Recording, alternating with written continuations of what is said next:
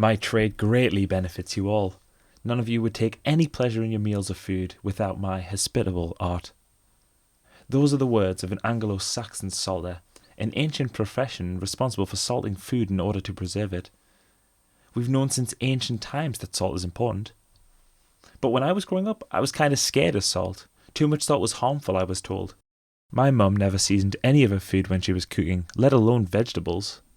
But in her book, Salt, Fat, Acid, Heat, James Beard award-winning chef Samin Nosrat suggests otherwise. She suggests that when you're boiling vegetables, you must season the water until it tastes of the summer sea.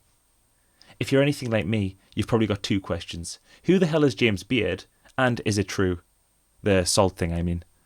Samin Nosrat certainly seems to think so. Samin argues that by properly seasoning your water, you ensure that your vegetables retain their nutrients. You essentially need to establish an equilibrium between the minerals in the water, that is the salt, and the minerals within the vegetables.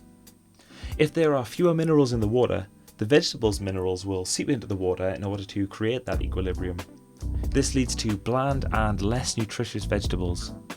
Alternatively, if the water is highly seasoned, the vegetables will instead absorb the salt, seasoning themselves as they cook, thus retaining their nutrients. To test this, I brought 3 pots of water on high heat and brought them to a boil. I lined a tray with parchment paper. I'll place the vegetables on here. Once the 3 pots were at a rolling boil, I left the first unseasoned, I slightly seasoned the second pot, and I seasoned the third until it tasted of the summer sea. I made sure that all the salt in the 2 seasoned pots was fully dissolved. I brought out a pack of frozen green beans and cooked until just tender as per the packet instructions, which was for 6 minutes, and then drained them.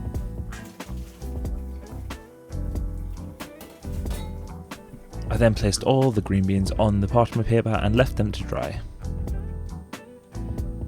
A friend and I then did a taste test to see if we could tell the difference between the seasoning. And here's the results. Basically, we've got three different green beans, all boiled at with different salt. I'm not going to tell you which ones have had which amount of salt. Say again? I have to guess it. Well, what I want you to do is to guess which one you think is the correctly seasoned one by Samin's estimations, and also which one you think is the best. So we're looking at the taste, the texture, and also the colour. So supposedly, the ones that are least seasoned should be paler. Yeah, I guess that, but so far all look the same. It definitely has salt in it.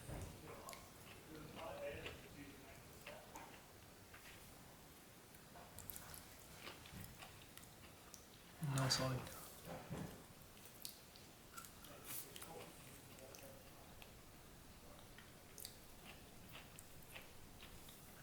This is definitely salted. Like the most salted.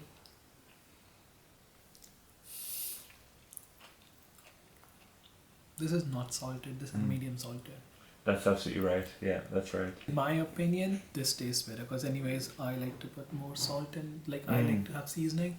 This definitely, like, if you ask me to eat any of these 3 as raw, I would prefer this one. Right. Because this is seasoned. This feels like this has way too salt, and this has way too less salt, even though it is salt. So anything in between these two would be better. And in terms of texture, I feel like all look the same to me.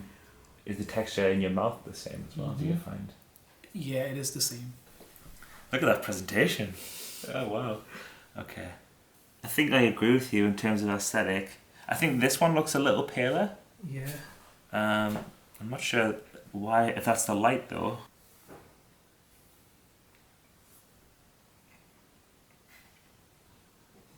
Interesting.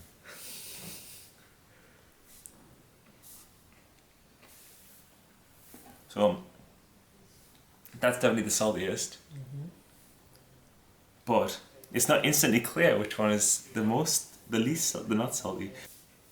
That's the unseasoned. This is unseasoned, yeah. So the least medium, highest.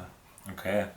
I mean, I think it's really clear, like, it just tastes like mush, I think. It doesn't have a flavour when it's not seasoned. I do agree that it's probably over seasoned.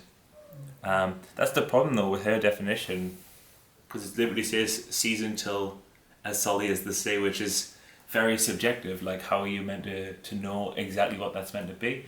For me, if I taste that and it tastes over salty, I'm not going to say that's more salty than the sea, because the sea is always just this horrible salty thing that so I think it's a tough one. I guess you have to just play with it and experiment with it to get the right level of seasoning. Or maybe it also depends, because everyone's perception of salt is different. So maybe it could be salty for us, but for some people who are used to eating quite high salty food, for them it will be like just normal. At the end, it was clear that the salt made a difference. It definitely affected the flavour of the green beans. But there is also a thing as oversalting. And clearly, with the third batch, the most salt that I did, oversalted slightly.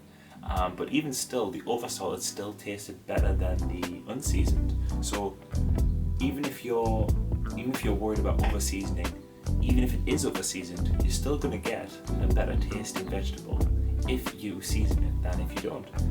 So I'd say it's worth taking the risk and just going through trial and error to figure out what is the right level of salt. Samin makes a point of not specifying a particular measurement of salt, and I think that's very intentional, because different salts have different saliency, so one salt might make it more salty than a different salt. And I think she wants you to do trial and error and figure out what works best for your salt and for your own taste, and of course which vegetable it is that you're boiling.